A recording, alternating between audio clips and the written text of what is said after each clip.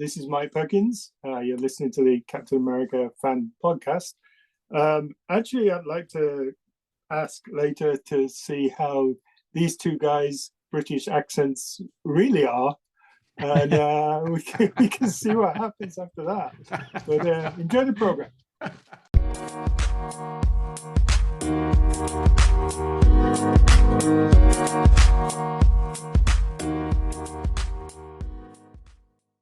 Greetings, Cap fans, and welcome to episode 130 of the Captain America Comic Book Fans Podcast. I'm Rick Verbanis. I am your host today, and as always, I have the best gosh darn co-host out there. That is Mr. Bob Lucius. Oh, Bob. It's over, Bob. I have the high ground. Okay. Oh, I don't know, Rick. I really don't know. Don't try it, Bob.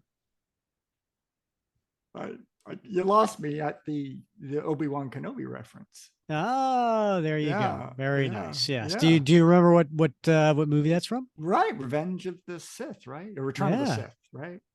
Revenge of the Sith. It's Revenge of the Sith. Yeah. Revenge of the Sith. Yeah. So, what year did that movie come out, Bob? Oh, for crying out loud, Rick. I don't know. I gotta tie it into what we're talking about today. Yeah. It was the #1 grossing movie of 2005. 2005. Which just so happened to be when our guest today, Mike Perkins, kicked off his illustrious career on Captain America. His illustrious illustrative career. Well, that's what I was going with, Bob. Yeah. All right. Thanks. Way to ruin it. I was hoping you were gonna like say, you underestimate my power. Oh my goodness. Yeah. What did you think of Revenge of the Sith? I loved it. Did you really? Okay. I absolutely loved it. I did too. I would say maybe episode 1 was my least favorite of the prequel trilogies. Right, it did what it had to do to set up the story. I get it. Yeah. I thought Attack of the Clones was pretty cool. I thought it was as well. Yeah. You had Jango Fett. You had a Grievous. Grievous. And then you had an older Anakin kind of showing up, and then you had Obi-Wan. kicking butt. Yeah. Right. And then you had that scene where Yoda, starts like hopping around, and that was like, what? I love the prequels. I thought they were a lot of fun. I thought they were great for what they were designed to do, which was entertain kids. Right. And for adults who were still able to be kids, and you loved them all. Love them all. And I just watched the new episode of The Mandalorian last night. Love it. My son didn't want to do it. He was busy with his friends. I'm like, fine, I'm watching it without you. And I'm glad I did. You know what? My wife and I watched it last night too. And did you? What was interesting is, I don't want to give away anything here, because this is weeks later. So it's not going to be anything, but the actor who played Jar Jar Binks was kind of like a badass Jedi. That was a badass. He had a badass role. That was an awesome redemption. And I suspect we'll see more of him because he survived. Yeah, I hope so. I'm glad they did that, and I'm glad they had him for it after everything he went through. Yeah. Awesome. Yeah, poor guy. Yeah. He was just doing exactly what he was paid to do. Misa think it was terrible. Oh well. Yes. All right. So we're going to be talking with artist Mike Perkins here today, and we're very excited to chat with him. What's been going on? I want to ask him about. He's been really active in the favorite Captain America writer bracket we got going on the Facebook page, and if you haven't checked that out, it's fun. Just go to the Captain America Comic Book Fans Facebook group. You won't regret it, because it's nothing but positive energy, trip down memory lane, nostalgia. It is not you know, it's not like a lot of other places you find on social media where people are arguing and stuff like that. It's just fun. And so we kicked off, as we mentioned in the show before, the bracket that is, along the lines of a March Madness bracket. We started with 32 Captain America writers. And Bob, if people are listening to this today on Wednesday, April 5th, we are kicking off the final four. It's been a long, hard slog, but you're right. We are there, and it's going to be pretty darn exciting. I mean, I anything could happen. Who do you think? Here we are, 12 days out. Who do you think made the final four if you were a betting man? Yeah, well, I think it's going to be Grunwald. I think it might be certainly going to, on the other side, certainly going to be Brubaker. It will be Wade, and then it's a toss-up for me between Englehart and DeMatteis. Pick one. I'm going to go with, this kills me. I think it's going to be Englehart. I think it should be DeMatteis. I agree with you. I think you nailed it. I think it's going to be Englehart. Not to say that he doesn't deserve it, because he certainly does. He did some amazing stories. And we were really excited to have him on the show back on episode 52. One of my favorites. If you want to listen to a great conversation about Steve about his Captain America work, go check out episode 52. I have a soft spot for J.M. DeMatteis. He was my writer when I first fell in love with Captain America. But also when I just go back and I look at the things that he's done in that story, while Englehart introduced the 50s Captain America and Bucky, which, by the way, was inspired by what his editor, Roy Thomas, asked him to do. Now, what he did with that story was completely on his own, but the concept was Roy Thomas. But anyway, what DeMatteis did with that Bucky, he actually gave him a name, Jack Monroe, and he made him a part of, the ongoing story, a very pivotal part. That it was really great to see Captain America with a young, I don't want to say sidekick, but a partner, right? So DeMatteis did that. He really, I think, took what Roger Stern did with introducing Cap to have Steve Rogers, I should say, to have friends, right? And he took that and really ran with it, especially the relationship between Steve Rogers and Bernie Rosenthal. Bernie finding out about Steve, their relationship. I thought that was a great part of the story. He brought back Helmut Zemo and made him the new Baron Zemo, who has ended up being probably only second to Red Skull and all-time greatest Captain America villains. Yeah. That was DeMatteis. Yeah. He added a lot of richness and depth, right? That was, and like you said, with his personal life, that was something that had never happened before in the decades previously in Cap's life. You never really saw that, right? Just his pining away for Sharon, really. And, so I mean, just something completely unique and different. Just like, I think you probably agree, Brubaker brought something different and unique that we hadn't seen before. So, in my view, I love Englehart's stuff. I love what he contributed, but oh, he did. He had great stories. I mean, the whole Secret Empire, Cap giving up, Steve giving up being Cap and becoming the Nomad. He had some great stories. He also had, he also did that really regrettable retcon of Sam Wilson's origin. Oh, yeah. Snap. Right. Yeah. Definitely that, by the way, DeMatteis found offensive and went and did a retcon of the retcon. Yeah.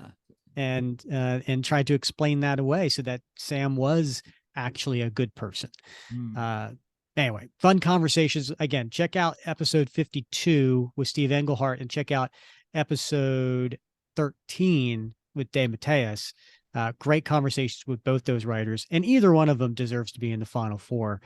But I agree with you. I think it's going to be Gru, Englehart, Wade, and Brubaker. So it'll be fun.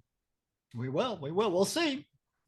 I want to see some people really like, campaigning in the Facebook group. I want to see that. Yeah. I want to see your reasoning. Yeah. All right. He's throwing the gauntlet down. Yeah. And also, speaking of past guests, so just want to, if you're obviously here to listen to Mike Perkins, do check out our previous conversation with him, which was 2 years ago. And that was in episode 23. In that episode, we talked with Mike about who were some of his influences, how he got into Captain America in 2005. He takes us through his story with CrossGen and his time with Steve Epting, and also the colorist Frank Diamarta at CrossGen, how it translated over into the Captain America series, the challenges that he had, right? Because he was doing in some cases, half issues. And so he talked about the challenges of that. He talked about when he was inking Steve Epting, when he was doing his own penciling and inking. He also talked about what it was like bringing back Bucky. And did he have worries about that? And his thoughts on it at the time. And then there was the death of Captain America. And he had a fun story about how he got the script for issue 26. And this was before it was public knowledge that Steve had died. So anyway, great conversation with him. So make sure you check that out in episode 23 as well. Right. So when are we going to talk to Mike? Oh, that's right. We should probably do that. All right, let's let him out of the green room. Our guest today has been an illustrator for the last 3 decades, penciling and inking comics for several different publishers. His work on Captain America ran for over 20 issues from 2005 to 2008, working with Ed Brubaker. Since then, he has had long runs on Stephen King's The Stand, House of M, Deathlock, Carnage, and Iron Fist for Marvel, as well as Green Lantern, Lois Lane, Nightwing, and Swamp Thing for DC Comics. We are very excited to have Mike Perkins back to chat about his work. Mike, welcome to the show. Thank you. Thanks for having me back. Obviously, it wasn't as bad as I thought it was last time. You're the first person who said that. We just figured you forgot you're on the show and yeah, but I actually tried to. No, it was a great conversation. We talked about a lot of things around your Captain America work. A few things we didn't get to, so we want to chat about those today. But before we do, we've seen you've been pretty active voting in the favorite Captain America writer bracket lately. Right. And before we get into those things. Yeah. And before we get into that, the last time we had you on the show was actually almost 2 years to the day. And we were doing the favorite Captain America artist bracket. Right. You made it to the Elite 8. And I know. You beat out Carlos Pacheco, and then you beat out Paul Neary. But ultimately you lost to Ron Lim in round 3. Which is fine. Yeah. And you did a little campaigning on the show and in the group. Was it fun being part of the bracket?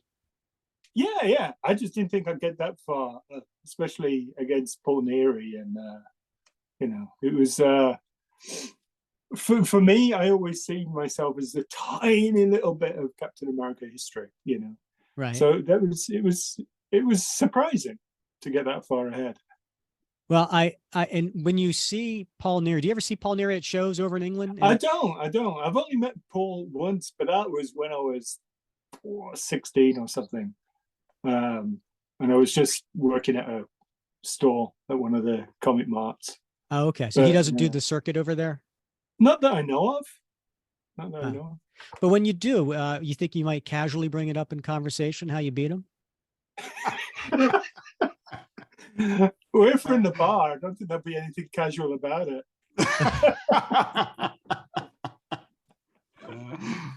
Oh, goodness. So back during the favorite Cap artist bracket, you voted for Mike Zeck over Jack Kirby in the finals, as did Rick and I. And we have our reasons, but we want to hear yours. Zeck's just, oh man, I just love his artwork. It's solid comic strip artwork, and there's so much power and fluidity to it. He's an inspiration. It's I can't recall if I said last time there was a kind of Marvel exhibition in Paris, which I went to. And I did some artwork for it, and just, I mean, they had a lot of stuff in there. They had a lot of Kirby's, they had a lot of Ditkos that I could have spent all day just looking at the Zeks. I was just, it was just fabulous artwork. And he's such a lovely guy, and it's just, I mean, that's just the icing on the cake, that he's such a lovely guy. I mean, I really could just look at his artwork all day long, What is it about his work that stands out over others for you? I don't know. I think it's just it's so open and it's so fluid and it just pulls you in. The kind of camera angles he makes. It's very heroic, his work. I just love that aspect of it, and I've always really followed his work, and so it's just fantastic stuff. So I was very fortunate after you had come on the show 2 years ago. You had done a commission for me as far as the recreation of Captain America 286, which is that famous Mike Zeck cover of Deathlock in the sewer with his gun up and the scope on Cap. And, I have it right here. Right. Excellent. Yes. Now, one of the things, and I posted this in the Mike Zeck fan group on Facebook, run by Ken Fries. And Mike actually commented on it. He's in his comment was, tasty. Glad to see you put your own signature on this one, Mike Perkins, rather than attempt a line for line redo. Thumbs up. Excellent. Now, to hear that from Mike, that must have been. Oh yeah. Totally. Totally. I mean, we'd met at shows, we met at conventions, much more so than Paul Neary. But I think if I went out to Mike Zeck, I wouldn't have believed that whatsoever. So, but yeah, I mean, it's always important when I do that kind of thing to put my own spin on it to a certain extent, rather than do a line for line. I do. Okay, I am curious because I don't have the same eye as an artist does. I look at this and I see almost, a true replica of his work. Do you recall, or by looking at it, do you know what was it that you maybe did something differently? There's certain aspects of shading, of the inking. But I mean, the main thing is the brick wall at the back, just to give it more depth. Okay. Where there's not a lot of line work on there, it's just gray tones. Okay. So I think that's one of the main things that makes it stand out as mine rather than a line for line copy. Gotcha. So getting to, but even if it was a line for line copy, I mean, it would be wonderful because it's Zeck. So yes. And you probably see behind me barely. Yeah. I have the retailer poster that they did of that in black and white. So I was a big fan of that cover, and you did an amazing job. Captain America up there as well. So. Oh yes, Annual and Ray. What you can't see is I have a wall of Mike Zeck original art. So I have panel pages, splash pages. I'm lucky enough to have one cover. I have those framed up on the wall, so you can't see those. But maybe afterwards I'll get on my phone and show you. But what you can't see is I have a deep freezer underneath my drawing board, and I have Mike Zeck in the freezer. So is that why he hasn't been replying to anything? He said he was in retirement, but apparently he hijacked his account. He's retiring in my freezer. Well, we do need to preserve him. He is a gem. So back for this year's bracket, we decided to do favorite Cap writers, and you have been very active in voting, and you've picked a lot of ones that advanced, but there were a few underdogs you chose. Right.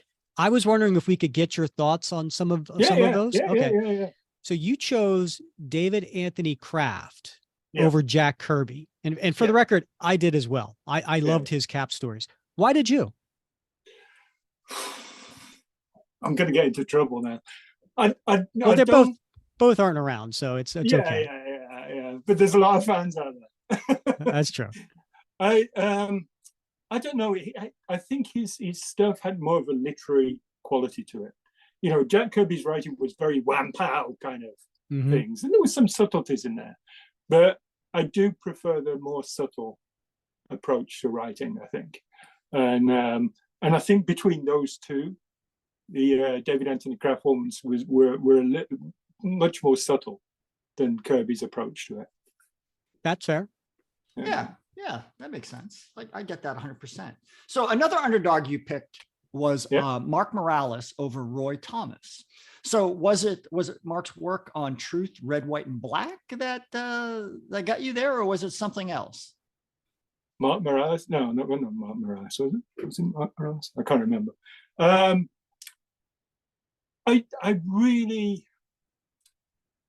love that miniseries. You know, I think that it just basically came down to that. It was like it was a great. It opened things up.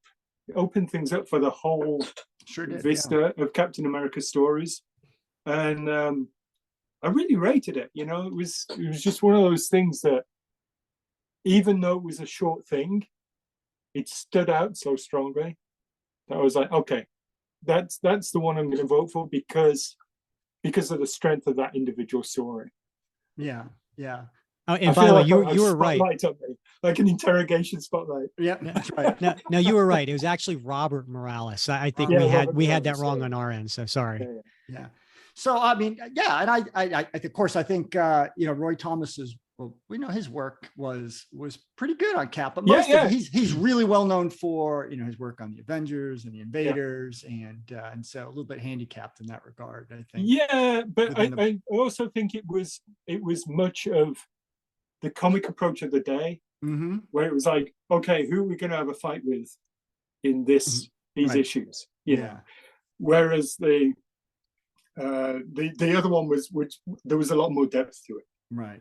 You know, and so that's I don't even know if I actually thought about it that much because the strength of that series was so strong in my mind that it was okay. I'm going to go for that one. Sure, and it's still reverberating today. Of course, in the MCU, and still being talked about. So and it kind of extended onto like the Young Avengers and all that kind of stuff as well. So. Right. So here's a controversial one for you. The only upset in round one, number 20, Roger McKenzie beat number 13, Nick Spencer, and you voted for Spencer. So we're excited to hear why.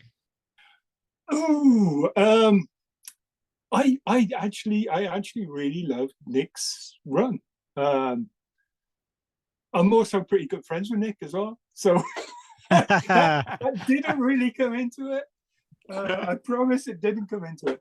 But I like his writing. I've always, followed his writing from Morning Glories and all the way up, and I actually do really love his writing. So again, it kind of goes to. I didn't want to go down the nostalgia route of saying, these stories are brilliant no matter what they are. I tried to compare the writing styles of what I like with the writing styles as they were, and I think Nick's work is so strong, his character work is so strong that it really stood out for me. Yeah, I mean, you gotta love when writers take chances too. Yeah. Right, totally. And sometimes they work, sometimes they don't. But certainly that run had a lot of. He took a lot of chances in that run. Yeah, totally. Yeah, totally. So we're recording this in 11 days in advance when the episode hits. So let's just say today, which is Wednesday, April 5th, 2023, we kick off the final four. If you were a betting man, who do you think made it to the final four? And are they the same as the four you would like it to be? Now, I can share my screen if that's helpful. I'll show you the current bracket. Yeah. I mean, I think I said to you that I personally think as a final two, it would be Englehart and Brew I think. All right. So right now for today, we're kicking off the final four. Yeah. So this is who's still in it. Yeah. Now today is Steve Englehart and Roy Thomas. He'll probably win. So the question is, you think Steve Englehart would beat Dave Mateus, and then Steve Englehart would beat probably Mark Grunwald? That's who I would vote for, I think. Okay. I would vote for Englehart and then Brubaker. So you think they're going to be the final two? Okay. Yeah. So in your mind, the final four is Englehart and Mark Grunwald. Yep. And Ed Brubaker and probably Mark Wade. Oh, that's a difficult one. That's actually pretty difficult. Ooh, if it was a Black Widow fight, then it would be Wade.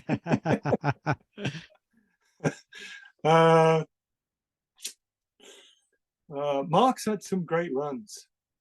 I think Roger Stern might just take that. Sorry, Mark, but oh, okay. Yeah. So you think Roger Stern beats out Mark Wade?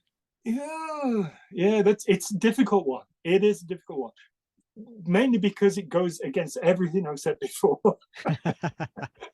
Because Roger Stern for me would be one of those nostalgia votes, because I love that stuff. Right. And then it's also part of that whole kind of scene. But even so, he still went into a lot of depth and he went into a lot of character. I don't know. I think Mark's still got a great Captain America run inside of him somewhere.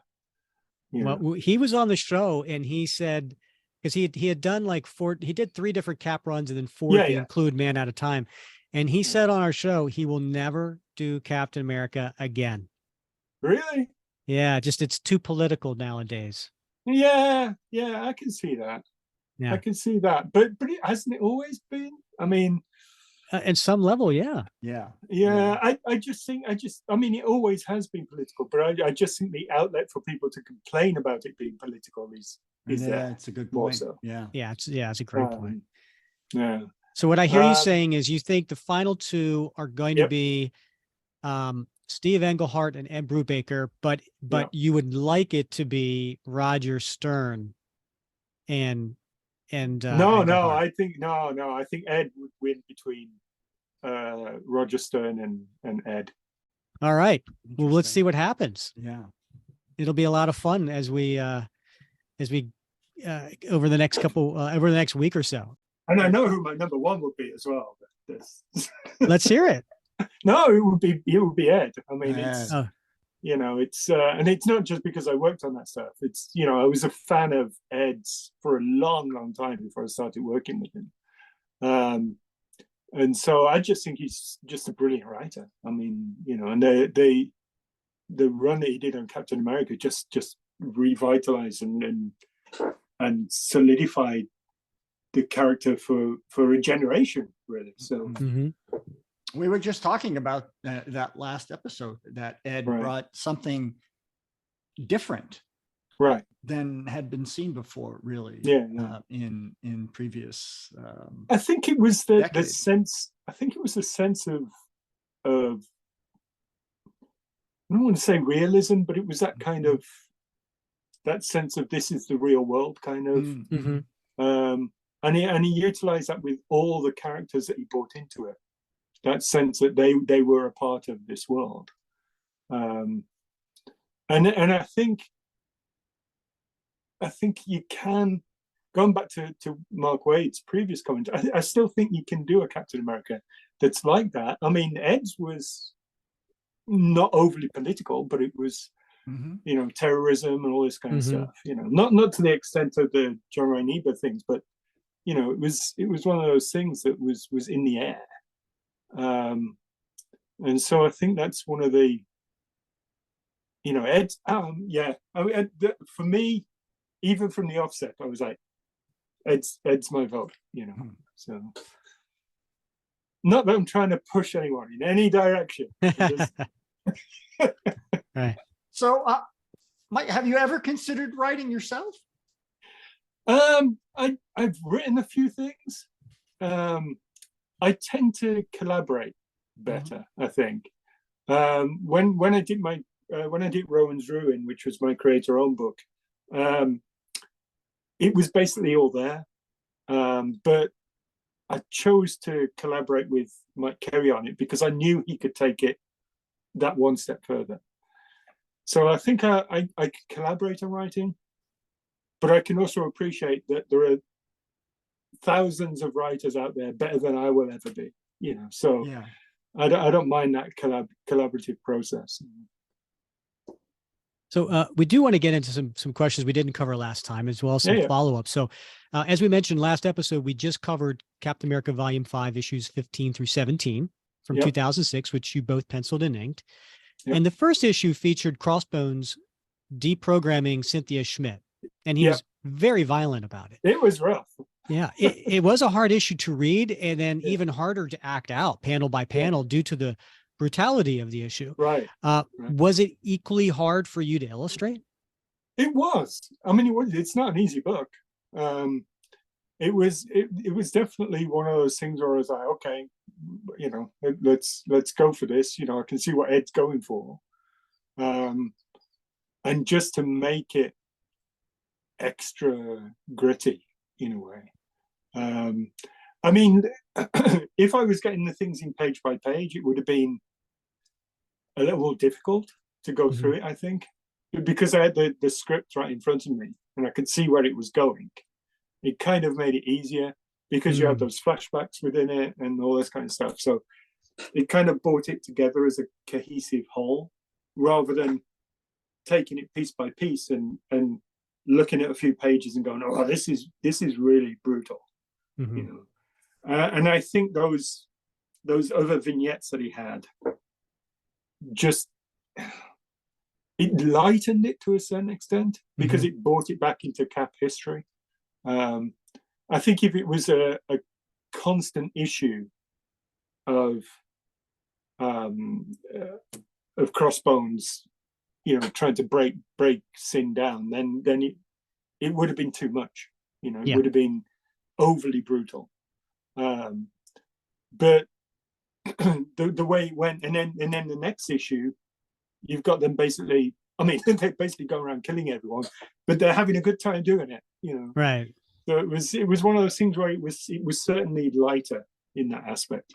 But yeah, the brutality was it. I didn't have a problem with it because I knew it was in service of the story. I think if it was gratuitous, then it would have been just wrong. Has there ever been a scene in a story that you were assigned to illustrate and you were just like, I don't know, this is a little too much? There's a scene in The Stand where the car crashes into a gas station, and this is the first kind of luck that we have at Captain Trips, the flu virus. And there's this woman sitting in the seat with this dead baby, and there's snot and goo everywhere and all this kind of stuff. And and it was nice to kind of get into the horror aspect of it, because we'd just been sitting in a garage talking to people, and so to bring that image, that horror image in, worked. And I didn't really have any problem doing it. But during The Stand, my daughter was born when I was drawing The Stand, and I went back to that first issue, and all I could think of was if I had my daughter by the time I was in that first issue, I don't think I could have drawn that page. It would have been too difficult to draw a page. So it came at the right time, I guess. Right. When Rick and I were reviewing that issues 15 through 17 of volume 5, we really dug down into some of those panels, and I'm sure Rick would agree, we were like mesmerized with the level of detail. Right. And recently taking a look at some of your work on Swamp Thing and seeing just an even higher, standard and level of detail. Is that something you pride yourself on? It's something I don't even know that I'm doing, I think. It's like, Even when you're working on bigger pages, and I've worked on bigger like A2 pages. I was actually having a chat with Charlie Atlard the other week because he lives close by, and we were chatting about these huge pages, and Charlie was like, "That's great because you can just go in and slap the ink on and everything." I was just, I'm putting in even more detail. So I don't even know. It's just part of me. I think I don't know if I necessarily notice. The thing I've noticed in between, let's say, Cap 15 and the detail I've been doing on Swamp Thing or something else, is that really now, even though there's more detail, I kind of know where to stop. I don't necessarily think I knew how to do that in Cap 15. Like I think it basically comes with confidence. Mm-hmm. You look at artists like Sergio Topi, and Topi does this massive amount of detail, and then he'll have like the bottom part of a figure, which is just the outline of some legs, with no detailing whatsoever, and it works, and it's just that confidence of knowing where to stop. Like if you put all the detail into the whole figure, it wouldn't have been so outstanding, Yeah. And I think I've learned that in between Cap 15 and the Swamp Thing stuff. Well, I mean, it was over 15 years, so you've developed your craft, obviously. So, and when we've had other artists on the show, they spoke about methods of working that was important to them. So Ron Garney talked about pacing. Eric Larson talked about the importance of when to use splash pages. What do you feel is important to you when you're planning out your work? It all comes down to storytelling. I think it all comes down to that panel to panel progression. I think that's the important thing for me. Looking through a script, finding that one panel on the page, which all the others can congregate on, but not to overpower that page.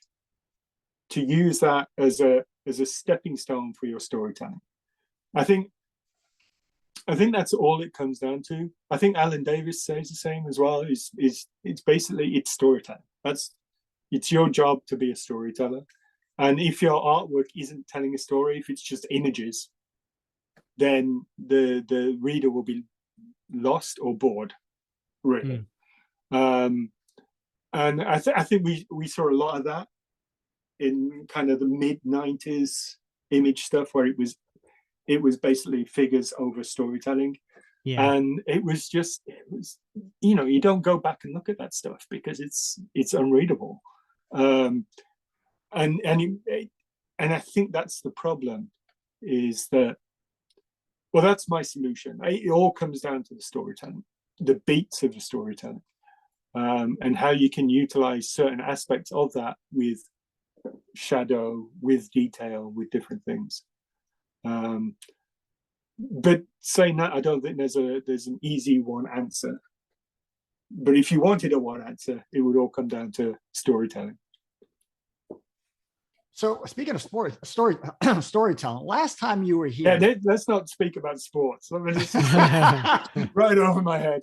Well, good. There's only one of us here then that would go down that rabbit hole. And that'd be Rick. So last time you were here with us, you shared this story idea about Cap and Black Widow. That was really interesting. Yeah. And you talked about how Cap's panels would be in black and white, and Black Widow's would be seen in gray tones. Mirroring their personal views on life. And well, that didn't come through, but did you end up using that sort of idea anywhere else? Not or is really. It still pending? I think it's still there. Yeah. I think it's still in there. I think I still have a Cap story in me as well. I'd love to do another little run on Cap, and come back to it. I think it's still there. All right. There's a lot more to be said. I've got it for you, Mike. You ready? Because the last time you were on here, you talked about how much you enjoyed doing the Union Jack miniseries in 2007 and would love to do a Captain America Union Jack story someday. Yeah. Right. So So let's pretend Captain America editor Alana Smith is listening. Okay. Right. Because she's been on the show, so she may be. Right. You never know. Right. What is your pitch? What is your pitch for a Captain America Union Jack miniseries? You thought the earlier questions put you on a spot. Here you go. Here's my pitch as the writer. Oh, come on. Because, I would love to post a poll in the Facebook group and say, how many people would be interested in reading a Captain America Union Jack miniseries by Mike Perkins? Right. And we could, get some support behind it on the group, and then show it to Alana, maybe Tom Brevoort, and say, hey, here you go. I would love to see that myself. I think that would basically come down to a collaborative process again. Mm-hmm. I could come up with something off the top of my head, but I'm also kind of like, I don't want to doom it. Yeah. Before I start. Who do you think would be a good writer? Pick a name or two that you think would be a good writer for Union Jack and Cap. I know Steve Orlando always wanted to write a Union Jack story. That's a toughie as well, because there's so many great writers out there that I like to collaborate with.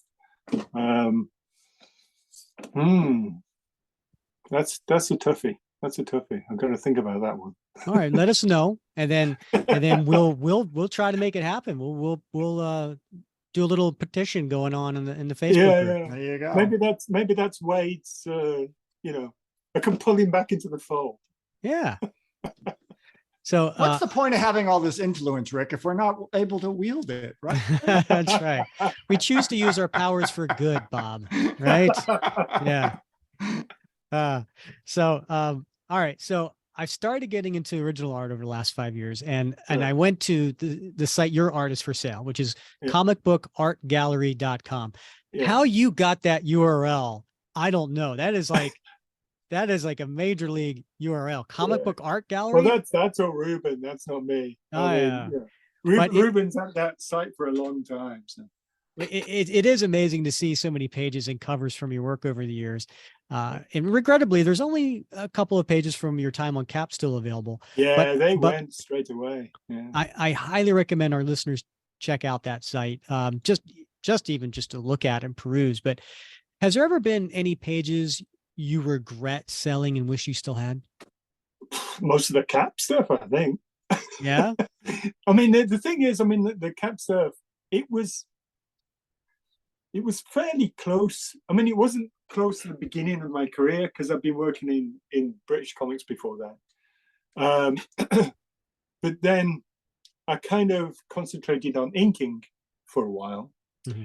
And so when CrossGen went under and I went to work for Marvel, I was doing Spellbinders, and then the next thing I did was Captain America. So it was one of those things that for a lot of people out there, that was kind of the beginning of my career.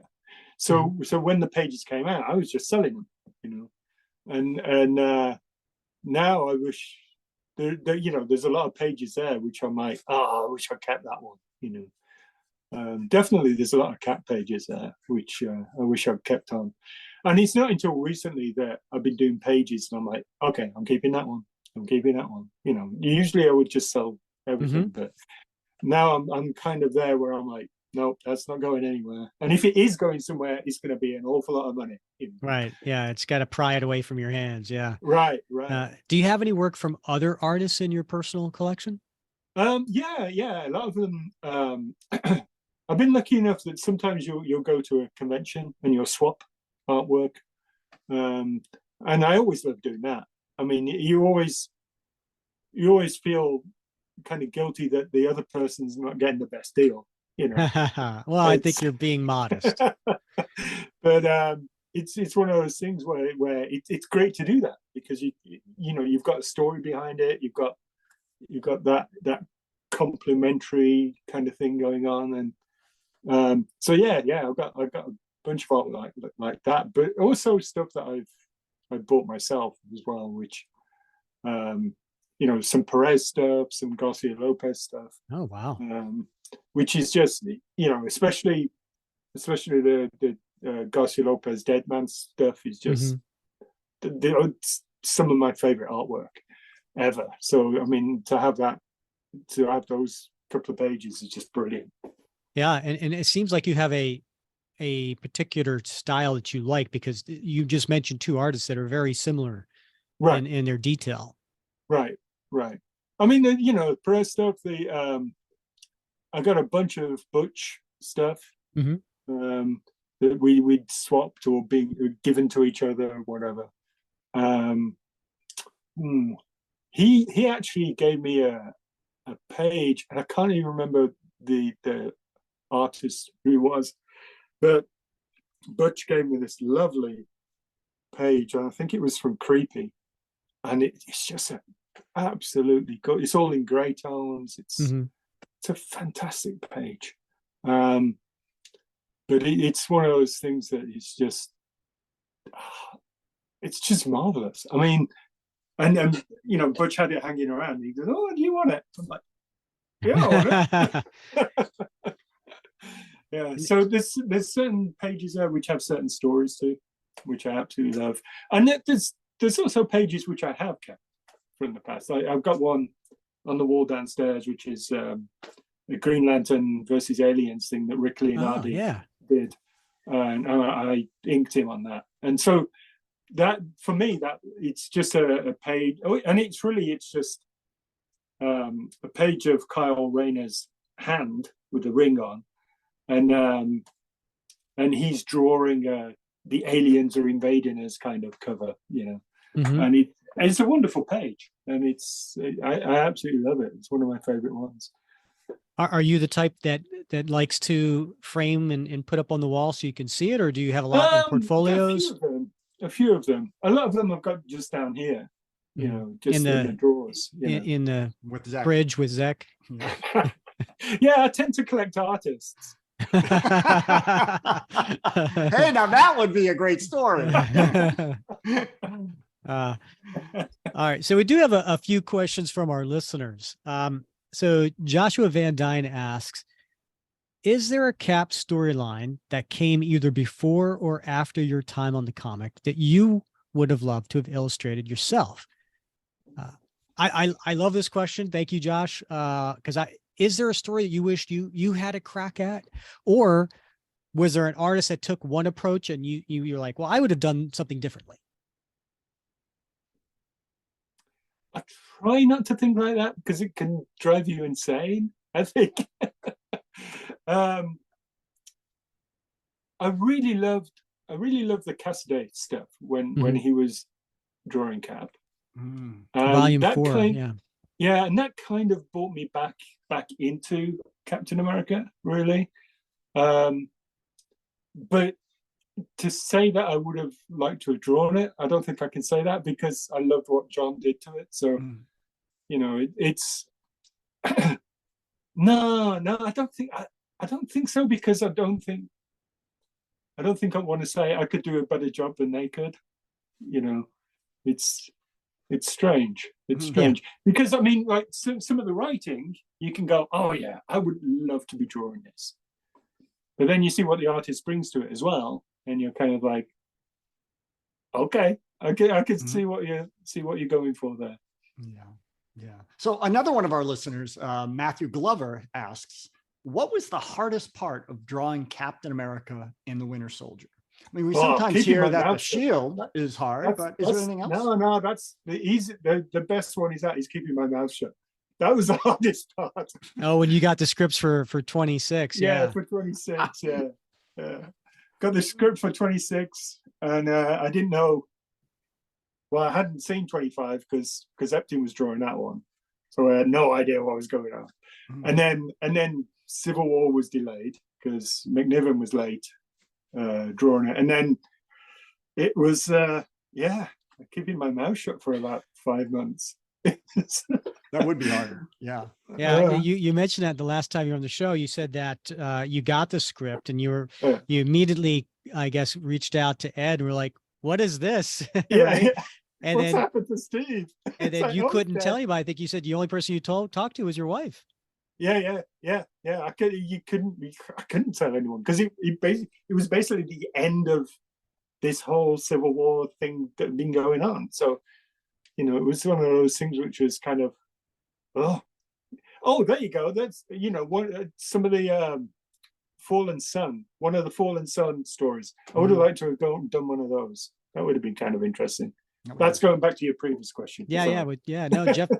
And I think Jeff Loeb got some votes in the bracket because of not only Captain America White, but I think the Fallen Sun stories he did were great. I didn't think it was great for stories. For the other ones. Volume 2. No, the Heroes Reborn ones. Volume 2. No, I think it was more for the White and Fallen Sun. But the Fallen Sun was great. And then they had different artists come in for each one. Yeah, totally. I really enjoyed that. So, the multiverse has become very popular in the cinematic universe. And of course, we had Roy Thomas on just a few episodes ago to talk about his body of work, including What If. Yeah. And so we like to play this little game with guests, and we like to ask, what if you had never gotten into comic book illustration? What else would you might have become? Oh,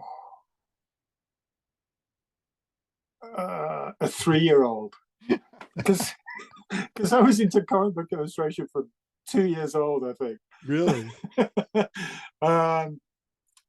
No, I started off doing graphic design, all this kind of stuff. So that's kind of in my bones. Mm-hmm.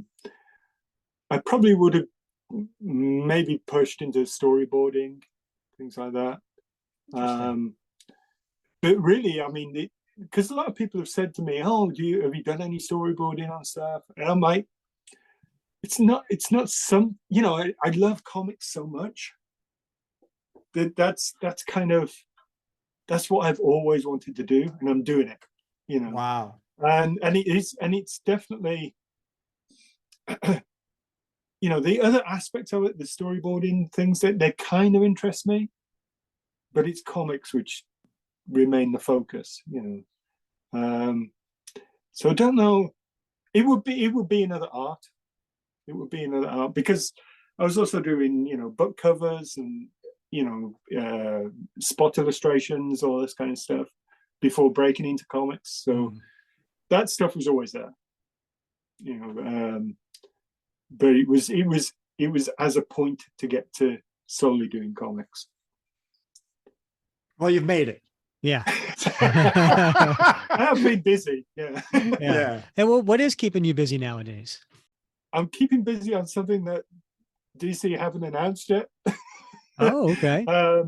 When I wrapped up Swamp Thing, I helped out on the Lazarus Planet thing that was going on. That was a crossover. That was with Wade, actually.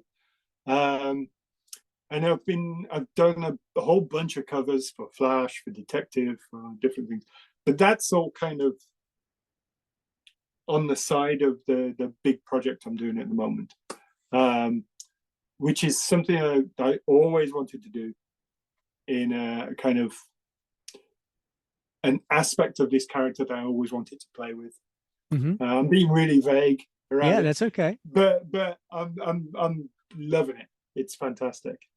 And it actually probably won't be out for a while, but it's because it's a long form project. But I'm absolutely loving it. Is it a ongoing series? Is it a special mini series? It's a mini series, yeah. Okay. Yeah.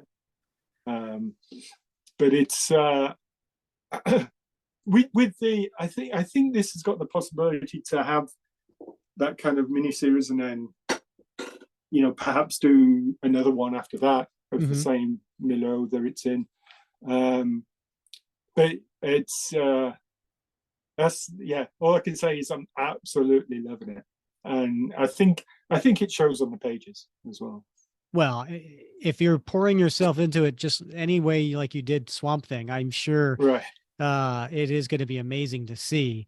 I love the Swamp Thing issues as well. I mean, they were fantastic, and I've spoken to Ram as well. We we've had lots of discussions about other characters we can work on, and perhaps the creator own thing down the road, and different things. So it's one of those things where I'm kind of like, there's certain writers I really love to work with, and I want to kind of keep those relationships going, even though I'm working with different writers and everything. So Swamp Thing was definitely one of those things which I always wanted to do. And there's still characters like that around, which I'd still like to get to at some point. All right, now I see you're also pretty busy on the convention circuit. Are you still doing commissions and things like that? I am, yeah. I usually prefer to do pre-commissions before the show, simply because a lot of the times I don't get the chance at the show, because people want their comics signed, they want to have a chat, they want to, so you don't really necessarily have the chance to put it's not the effort, it's just the time to do something. Like I could do a sketch which could take 20 minutes, half an hour at home, but when you're at a convention, that one sketch can take you all day, Sure. So I usually prefer to do pre-commissions at shows, and everybody's happy then, really. And for those who are interested in commission from Mike, just go to his website, which is mikeperkinsart.com. We will also have the link in the show notes, and we'll also have the link for his original art in the show notes as well, if you want to check out both of those, because again, great stuff just to look at. But I'm a proud owner of a couple of Mike Perkins commissions, so I highly recommend. Excellent. All right, Mike. Well, it has been such a pleasure wrapping cap with you, and we're glad you came back on the show. Maybe we'll see you again in 2 years. Yeah. When I'm back doing that Captain America Union Jack thing. Yeah, we need to get that going. I know, we're gonna hold you to that one. So all right. Well, thanks so much for joining the show, Mike. Cheers. I'll just let Zach out and he can have a breather. Sounds good. Yeah. Well, Bob, I had a blast talking with Mike. He is such a professional, pros pro with his work ethic, and quite the gentleman, and just a pleasure to have on the show. And so joyous, Rick, to still be involved in a craft and an industry that he clearly just loves, and to be so happy still after the decades that he spent in the biz. It's still what he wants to do, and most wants to do. Yeah, and I loved his comments about the different writers that he chose and who he's rooting for too. So it'll be interesting to see how the votes end up going. Yeah. And then again, if you're interested in reaching out to Mike about doing a commission, go to his website, mikeperkinsart.com, and then do yourself a favor, go to his original art website, where you could just go through all the different series that he has done.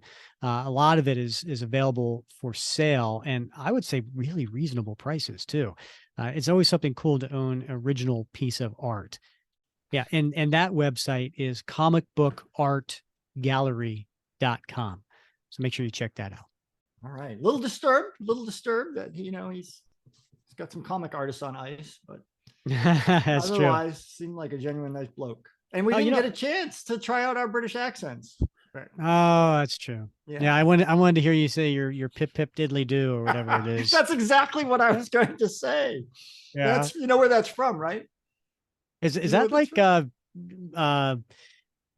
is that like Dick Van Dyke or something? No, it was Mary Poppins. Yeah. Or whatever. No, maybe it was originally. I don't know. But my son used to watch Drake and Josh. I don't know if you remember that series. No. It's beyond my time. Yeah, Nick. And so that's one of the episodes. They were saying that pip pip doodly doo. Yeah, so I've adopted it. So I'm sure it's authentic. Yeah, it's not insulting at all. No, sure. Yeah. I forgot to mention this at the beginning of the show, but speaking of artists, we got a birthday coming up. April 10th would be the birthday for Alex Schomburg. Wow. Now there's a legend right there. Yeah. And you didn't you recently get a comic done by Alex Schomburg? I have a couple actually, a couple Golden Age comics, one from Captain America, one from All Winners that are Schomburg covers, and of course he came back and it was what was it? Not the king size annual #1 for the Invaders series. That He came back and did the cover and penciled a story for. So his last professional work. Yeah. Yeah. Yeah. That was interesting when we had Roy Thomas on the show. He talked about that. Yeah. Yeah. So happy birthday to Alex Schomburg. I probably shouldn't say that. Right? Because he passed, right? Well, so, wherever you are, it's still, we still celebrate. We're still celebrating George Washington's birthday. If we're going to celebrate George Washington and Abraham Lincoln, by goodness, we should be celebrating Alex Schomburg. Fair enough. All right. So, Bob, next episode, 131, we are going to go back to Dimension Z for Volume 7, Number 3, Castaway in Dimension Z, Part 3. That is the long tail story that we've been doing. It's a 10-part story. We're doing it the second Wednesday of every month. And coming up next episode will be Part 3. Excited to get into that because that has been a fun story of Steve as a castaway in Dimension Z. Yeah, fun story. It's great to revisit it. And I'm excited that a lot of folks are maybe taking a second look at that particular volume. Yeah, and you'll just have to be patient to see what my hello to you is going to be tying in with the letter Z this time. I can't wait. I can't wait. After the last one, you got me on the last one. I can't wait for the next one. I'm going to be prepared. I'm going to hit the books. Sounds good. All right, Bob, as always, it's been fun wrapping cap with you. Same again. We'll see you next week. All right. He's Bob Lucius. I'm Rick Verbanis, and you have been listening to another episode of the Captain America Comic Book Fans Podcast.